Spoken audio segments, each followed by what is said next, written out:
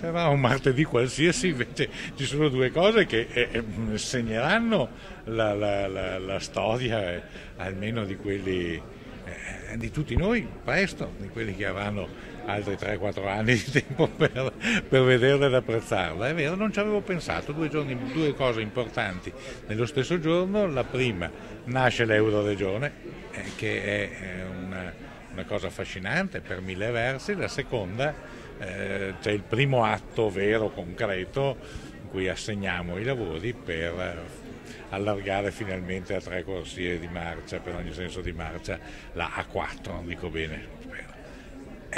Vuol dire che abbiamo lavorato bene in tutti questi anni, vuol dire che non ci siamo mai fermati, vuol dire che le cose che servivano le stiamo realizzando. Sono tutte promesse mantenute e soprattutto sono promesse mantenute in una parte del nostro paese, e credo che in nessun'altra parte del nostro paese si possa dire una cosa del genere.